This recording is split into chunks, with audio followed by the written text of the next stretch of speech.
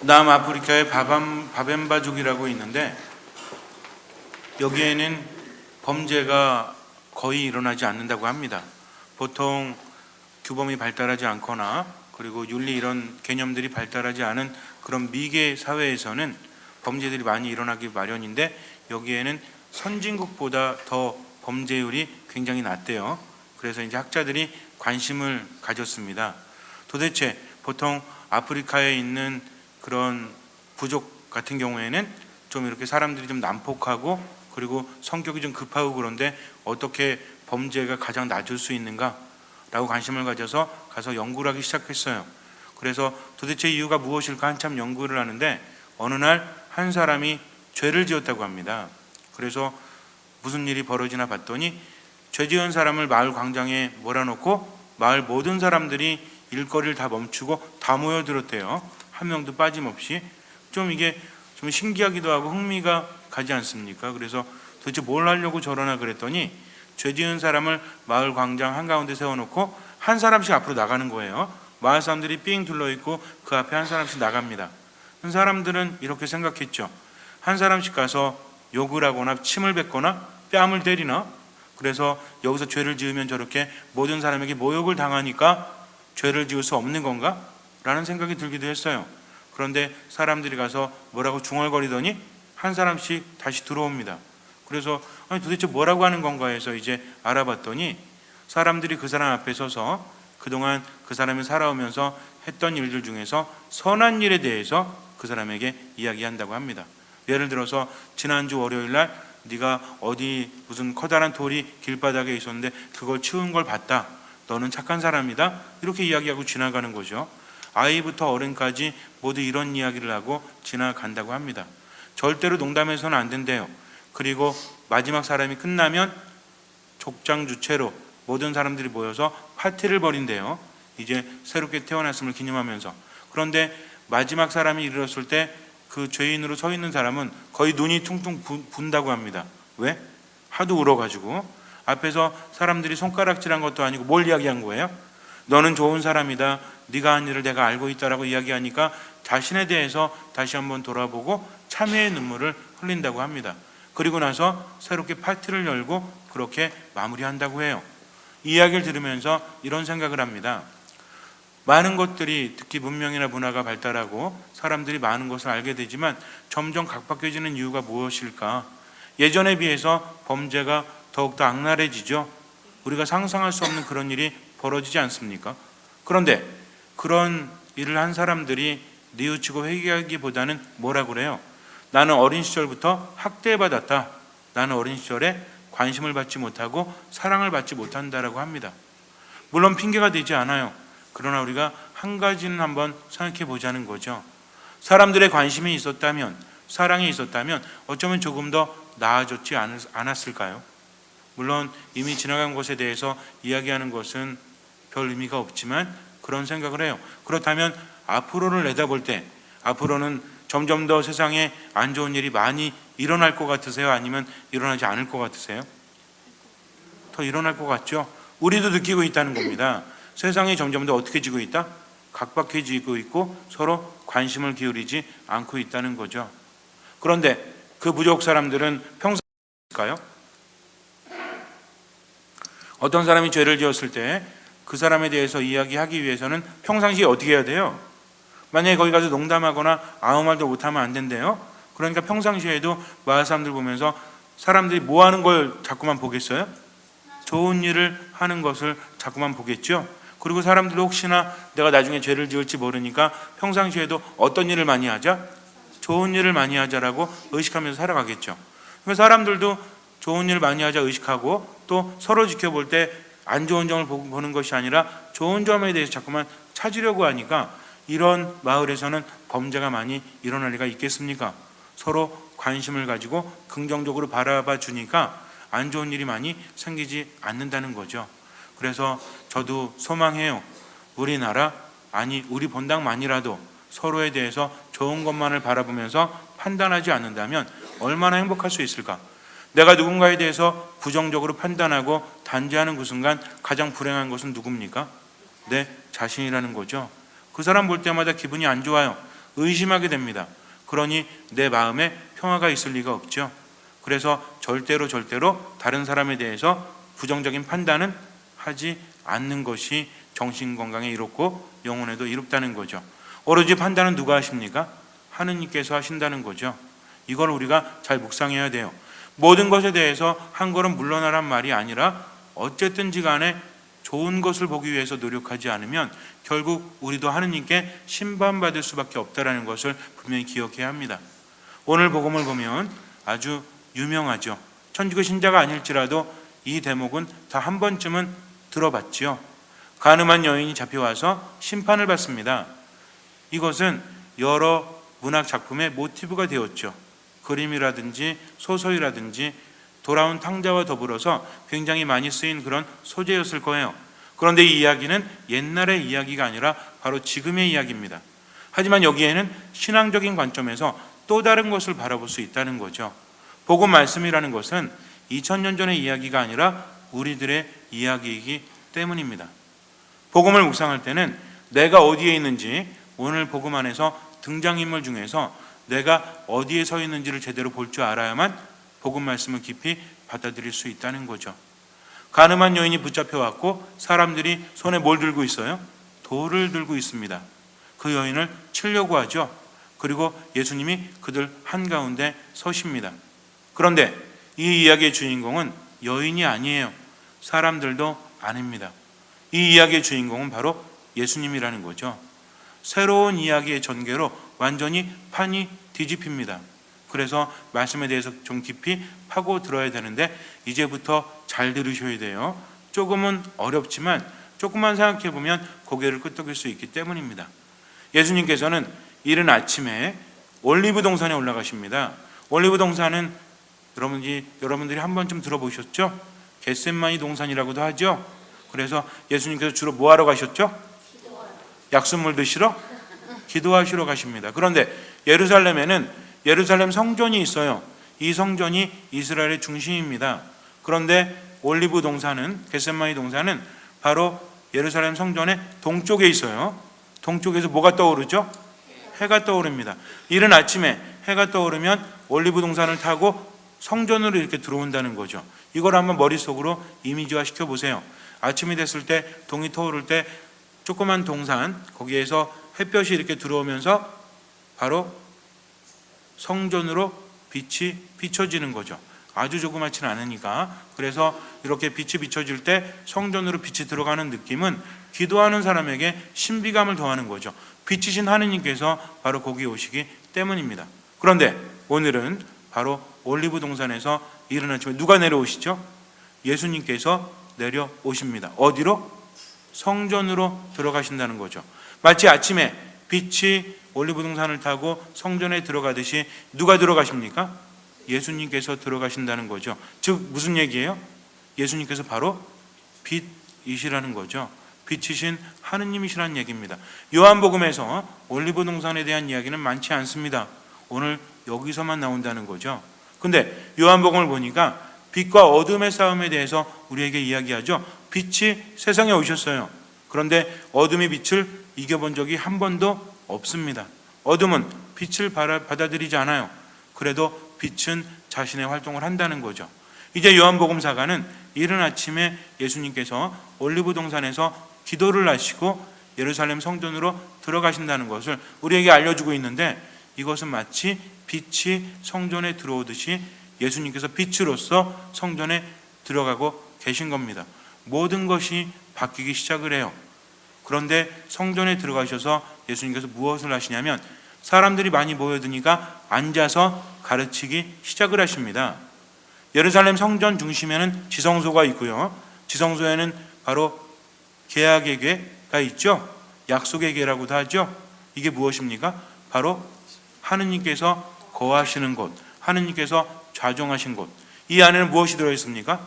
돌판이 들어있죠. 어떤 돌판이? 모세가 하느님께 받은 돌판이 그 안에 모셔져 있다는 겁니다. 즉 누굴 의미하죠? 하느님을 의미하죠. 그래서 성전이 거룩한 것은 누구 때문에? 하느님이 거하시는 곳이기 때문에 거룩한 것이요. 성전에서도 가장 거룩한 곳은 바로 지성소. 아무나 들어갈 수 없습니다. 지정된 사제만 들어갈 수 있는 곳에 무엇이 모셔져 있다? 계약의 계가 모셔져 있고 그 안에는 무엇이? 하느님께 받은 석판, 돌판 있죠? 십계명에 써져 있는 그것이 바로 거기에 쓰여져 있고 모셔져 있기 때문입니다. 그런데 예수님께서는 앉아서 사람들을 가르치십니다. 율법은 사람들을 가르치는 거죠. 하느님은 율법을 통해서 사람들을 가르치세요. 근데 이제 그 율법이 누구로 대치되죠? 성전에 누가 계십니까? 계약의 계가 있고 그 안에 석판이 있고 율법이 있는 것이 아니라 이제는 누구로 바뀌는 거죠? 바로 예수님께서 사람들을 가르치십니다. 완전히 바뀌고 있는 겁니다. 그럴 때 율법학자들과 바리새파 사람들이 예수님께 찾아와서 이야기하는데 예수님께 뭔가 궁금해서 묻는 것이 아닙니다. 그런데도 불구하고 예수님께 스승님이라고 말합니다. 여기서 스승이라는 호칭은 아무에게나 붙일 수 없어요. 스승은 누구를 거두죠? 제자들을 거둡니다. 제자들이 무엇인가를 물어볼 때 스승은 어떻게 해야 돼요? 답을 해줘야 합니다. 답을 하지 못하면 스승답지 못한 거예요. 권위가 완전히 떨어집니다. 그렇다면 이 사람들이 와서 예수님께 지금 묻는 것은 궁금하기 때문이 아니라 이미 율법에 정해져 있죠. 한 여인이 간음하다가 잡혔습니다. 그런데 모세는 이런 여인은 돌로 쳐서 죽이라고 했습니다. 그런데 선생님의 생각은 어떠하십니까? 라고 묻는 그 말 속에는 엄청난 올가미가 숨겨져 있죠. 완전히 외통수예요. 이리저리 어디로 가도 살 길이 없습니다. 만약에 예수님께서 여인을 용서하라고 하면 예수님은 지금 무엇을 반대하는 겁니까? 율법을 반대하죠. 그럼 사람들이 율법을 반대했다는 것은 하느님을 거부한 것이요 이스라엘 백성들을 모욕했다는 생각에 예수님께 뭘 던진 것 같아요? 이미 돌을 준비해 왔다는 거죠. 근데 만약에 예수님께서 여인을 죽이라고 한다면 그러면 사람들이 뭐라고 할까요? 아니 어느 때는 안식일에 사람들 고쳐주고 율법을 번번이 어기더니 이제 와서 율법을 따른다고 하면서 성난 군중이 또 돌을 예수님께 던질지도 몰라요. 지금 어차피 여인은 어떻게 되죠? 예수님이 어떻게 말씀을 하시든지 간에 율법에 의해서 여인은 죽어야만 돼요. 그렇기 때문에 여인의 생사는 지금 문제가 되는 것이 아니라 무엇입니까? 이런 거를 우리가 전문 용어로 뭐라고 하죠? 일타쌍피라고 하죠. 그래서 여인도 죽어야 되지만 여인을 통해서 예수님께 올가미를 씌워서 예수님도 죽여버리려고 그래요. 어떤 말씀을 하셔도 피해갈 구멍이 없습니다. 이거는요 알파고하고 싸우는 이세돌보다 더 힘든 거예요. 어떤 말인지 작심하고 있기 때문에. 그렇지 않습니까? 근데 예수님께서는 그 상황을 어떻게 극복하시는가? 어떻게 하십니까? 침묵종에 사람들의 관심을 돌립니다. 여러분들 엄청난 변화가 있어요. 여기서 지금 죄 지은 사람은 누구죠? 여인입니다. 그리고 그들을 심판할 사람은 누구예요? 돌을 든 사람들이죠. 예수님도 심판의 대상으로 몰리고 있죠. 근데 예수님의 침묵으로 어떻게 바뀌는지 보세요. 조용히 침묵하다가 땅바닥에 무엇인가 쓰시죠. 그러다가 일어나서 뭐라고 하십니까? 굉장히 유명한 말이죠. 죄 없는 사람부터 돌로 쳐라 라고 말씀하십니다. 그리고 앉아서 땅바닥에 무엇인가 쓰세요. 그랬더니 놀랍게도 나이 많은 사람부터 하나씩 하나씩 집으로 돌아갑니다. 돌을 버리고 집으로 돌아갔다는 거죠. 만약에 예수님이 아니라 본당의 신부가 가서 제가 가서 죄 없는 사람부터 돌로 쳐라. 그럼 어떻게 될 것 같아요? 저부터 돌 맞아 죽을걸요? 왜? 이미 작심했기 때문입니다. 군중심리라는 게 있어요. 사람들이 엄청나게 몰려있을 때 수많은 사람들이 돌을 들고 있죠. 3명만 던지잖아요. 사람들이 동조현상을 일으킵니다. 같이 던진다는 거죠. 이런 일이 한두 번 있었던 게 아니야. 그동안 간음한 여인은 무조건 돌에 맞아서 죽어야만 했습니다. 이건 당연한 겁니다. 근데 무서운 게 뭔지 아십니까?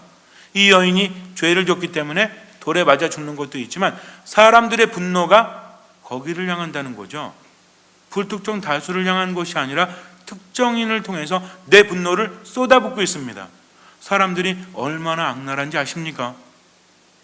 우리는 그것을 의식하지 못하지만 사람이 사람을 죽인다는 것이, 법에 의해서 그렇게 한다는 것이, 돌로 던져 죽인다는 것, 사람들이 모여서 그 여인을 욕하면서 돌로 던지지만 사람들이 정말 아파하면서 돌을 던졌을까요?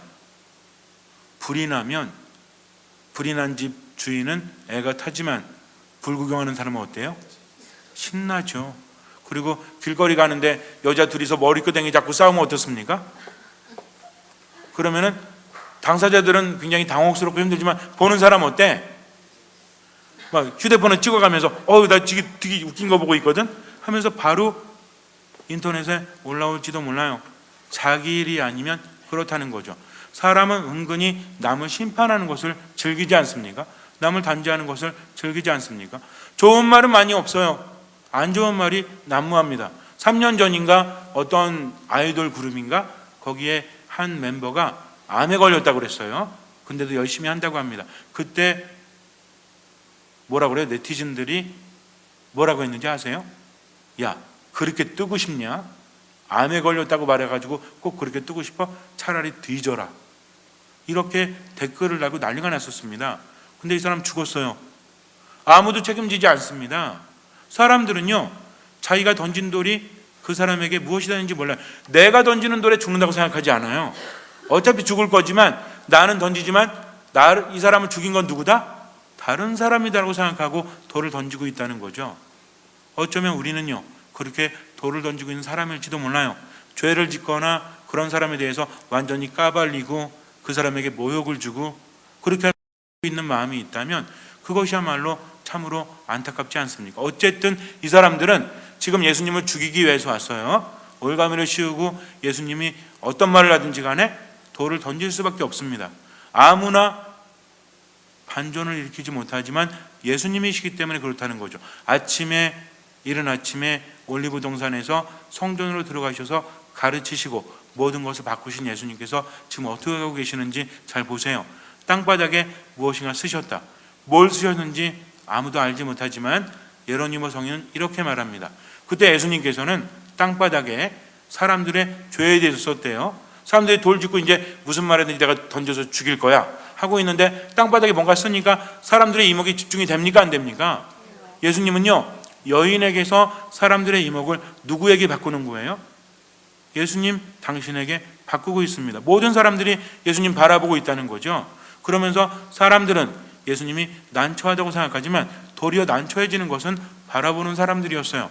왜? 가만히 보니까 뭐라고 써 있냐면 2주 전 새벽 3시에 본당 신부 차 뒷바퀴를 빵꾸냈지 이렇게 쓰여져 있어요. 아무도 모르고 누구만 아는 거야? 한 사람만 알고 걔만 아는 거죠. 근데 예수님이 이렇게 쓰고 계시니까 이거 어떻게 알았지? 며칠 전에 이마트에서 껌 2개 훔쳤지? 이거 어떻게 알았지? 아무도 알 수 없는 것을 정말 나만 알고 있는 것에 대해서 예수님께서 적고 계시니까 섬뜩해요, 안 해요? 완전 섬찟하죠. 아니, 아무도 알지 못하는 은밀한 나만의 죄를 이분이 쓰고 있으니까 어떻게 됩니까? 후두루두 떨려올 수밖에 없어요. 그리고 나서 예수님이 일어나셔가지고 다 이렇게 쳐다보죠. 그분의 눈으로 모든 사람들을 바라보면서 뭐라고 하십니까? 죄 없는 사람부터 돌로 쳐라. 몸이 움직이겠습니까? 이제는요, 심판의 대상이 저 여인이 아니라 누가 되는 거예요? 예수님이 난처해진 것이 아니라 누가 난처해집니까? 내가 난처해진다는 거죠. 그러니까 거기서 돌을 버리고 떠나갈 수밖에 없어요. 아무리 인간이 악해도 하느님은 어쩌지 못합니다. 예수님께서 나자렛에 가셨을 때 사람들이 예수님 마음에 안 드니까 예수님께서 뭐라고 하십니까? 어떤 예언자도 고향에서는 환영받지 못한다라고 해서 마음에 안 드는 말 하니까 벼랑 끝까지 몰고 가서 죽이려고 하죠. 이것도 군중이 그런 겁니다. 군중이 얼마나 무서운지 몰라요. 우리도 군중이 되면 안 돼요. 그래서 예수님을 벼랑에서 밀어서 죽이려고 하니까 예수님 어떻게 하십니까? 벼랑에서 뚝 떨어지셨어요? 착지를 10점 만점? 그들 한가운데를 뚫고 유유히 떠나가십니다. 인간들이 아무리 예수님을 죽이려고 해도 때가 되지 않으면 그분은 죽을 수 없기 때문이요. 그분이 원하시지 않으시면 아무도 그분에게 상처 하나 입힐 수 없기 때문이죠. 십자가의 길을 가시면서 예수님께서 사형 선고 받으시고 또 십자가를 메고 걸어가시다 3번이나 넘어지시고 가시관을 쓰시고 피땀 흘리시고 또 마지막에 그렇게 처참하게 돌아가신 것은 인간이 그렇게 가한 것이 아니라, 물론 우리의 죄 때문에 그렇게 되셨지만 그분이 받아들이지 않으면 불가능한 겁니다. 그분은 왜 받아들이셨어요? 우리를 구원하기 위해서, 우리를 용서하시기 위해서 우리를 사랑하시기 때문이라는 거죠. 그래서 오늘 예수님께서는 땅바닥에 무엇인가 쓰시는 행위로서 무엇을 하시냐면 이제 이어집니다.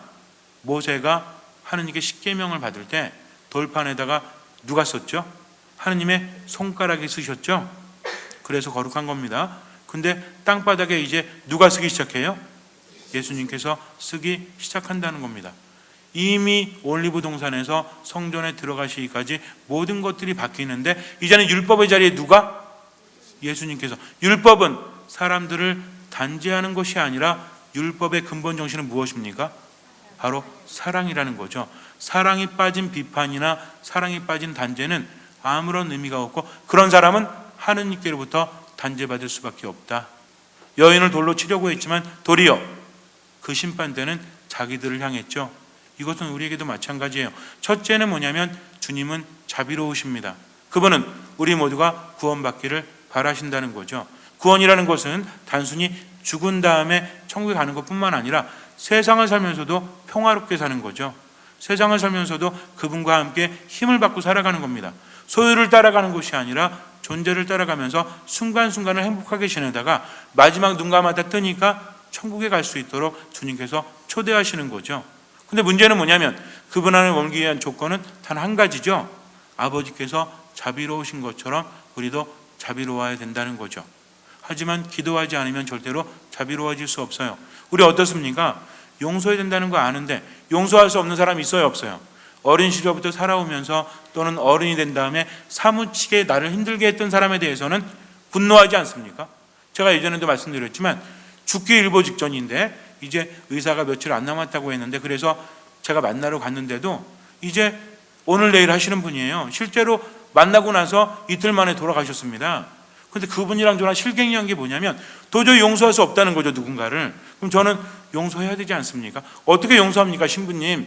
내가 당한 게 얼만데 그 자를 어떻게 용서합니까? 저 죽어도 용서하지 못해요. 제가 뭘 했는지 아세요? 곧 죽으세요. 그러니까 용서하십시오. 못합니다. 용서하고 싶은데 안 됩니다. 그분이 복수가 이렇게 차가지고 마지막 떠나려고 하는데도 누군가를 용서하지 못해요. 그러니 얼마나 답답합니까? 저는 뭐예요? 지금 고해성사를 하는데 용서하지 못한다고 하니까 제가 어떻게 할 수 있어요, 없어요? 고해 내용을 제가 여러분들 공개하는 게 아닙니다. 누군지도 모르고 내용도 말 안 했으니까. 어쨌든 용서하지 못하고 있다는 그 자체. 근데 이분이 제가 사제경을 외워드려야 되는데 끝까지 용서하지 못한다는 게 저 어떻게 해요? 그러니까 제가 그냥 왔어요. 다시 또 찾아갔습니다. 이제 용서되시나요?